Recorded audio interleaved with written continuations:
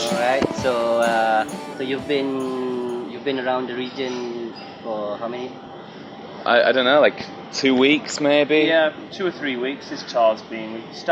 We did start in Australia though, so. Yeah, we were in Australia for about a week, and then the rest of the time we've been in Asia. It's been intense, really. It's been like a case of we do the show and then stay up all night and then fly the next day and then do another show. So it's been amazing getting to all these different places, but we just haven't really had any time to, hang out there or anything, which is a shame.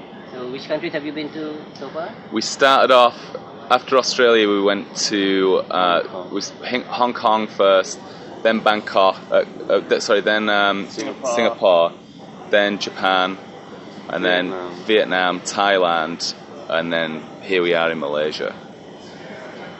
All right. So I've been a big fan of you guys since the first album. Yeah. And especially the first song, it just reminded me of Beat Happening. Oh, the Watch Street, Yeah. The first time I heard it, I was like, damn. Well, I think on your first record, you sort of wear your influences on your sleeves a little more, and we were definitely listening to those kind of bands at that point, I love that song. I think it's one of the best Crib songs, actually. Yeah, me too. I remember a lot of people were like, oh, don't start the album with that song. Don't let that be the first song on your first album. We were like, I had no under. Yeah, it has to. We just didn't understand why not. But then I think in years to come, we've kind of, I don't know. I still really like that song, and I feel like it's really only true Cribs fans that likes it. I feel like that song weeded people out maybe, which is cool. Which is why it's a good song to start your first record with. I mean, that's why people didn't want us to do it, because they thought it might turn people off. But I think it's an immediate funnel to figure out who's actually gonna really understand the band, Yeah. And I guess usually British bands, they don't have that American indie rock, influences too much. So yeah. I think what it was in the first place, when the Cribs first started, a lot of bands in the UK had been really influenced by Britpop and more, and that kind of scene. But when Britpop was going on, we just were not interested in that at all. We were always much more. We were into the pop underground stuff and K records. Yeah, more into the stuff going on in America. That we'd been turned on to through bands like Nirvana had turned us on to like the more underground stuff, and then we were really into Riot Girl in the 90s. Yeah, and we saw like the whole Britpop thing as being like, because it was in the charts in the UK, we saw it as being more like chart music, so we weren't really interested in it. And I think that when the Cribs first started, there was a lot of other bands starting in the UK that had absolutely been brought up more on Britpop, and that's probably why we had a different sound we had a different sound to a lot of the bands that we were kind of like lumped in with, I think. Yeah, I think because you were around the same time that the Strokes exploded, some people associated to you guys with them. But then I've always thought of you guys as totally different. It's more Pavement, that kind of Yeah, I agree with that. I think we had a damn sight more in common with the Strokes than what we did with Britpop or mod, though. I think we had similar influences to what the Strokes had rather than any sort of British music. Yeah. Okay, so tell me more about why the first few albums are very live and lo-fi or mid-fi-ish kind of thing. So yeah. I've never heard of mid-fi before. Well, the reason that those records were like that, the first record was because we recorded that before we had a record deal. So we did it as we found a studio that was very cheap, but also we wanted to make a record that sounded like the Beatles, because we were really listening to a lot of the Beatles at the time. So we found this studio, Torag Studios, that recorded everything exactly how it was recorded in the 60s, and it was very quick, so we could afford to save up and do it. And it just became a sound that was kind of synonymous with us, I think, being more lo-fi. So when we did the second record, we certainly didn't want to step too far away from that, and we wanted it to be done really quickly and more. And because the second record was really much more of a punk rock record, I think, so we wanted it to be even more immediate. We wanted it to sound like Richard Hell and the Voidoids. That was the big influence production-wise on the second record. And plus, some of those songs were kind of fucked up, and I think they were coming from a weird, that sort of destructive place. So I think we wanted the production to fit with that as well, you know.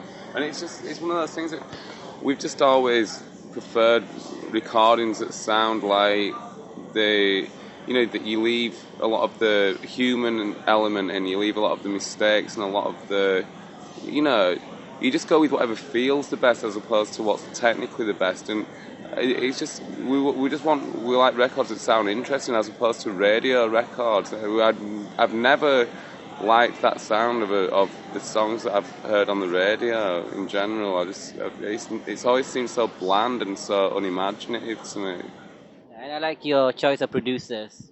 Yeah, you went with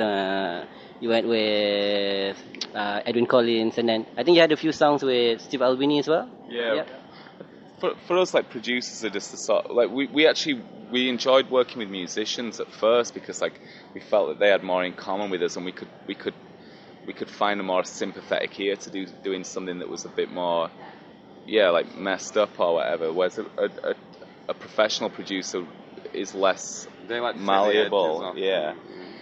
And so that's why we did a lot of that. And then Steve is obviously like a kindred spirit anyway in that count. We recorded quite a lot of songs with Steve that are still unreleased, and one of the plans is to go in and finish that album, I think, with him at some point in the near future. So that'd be cool.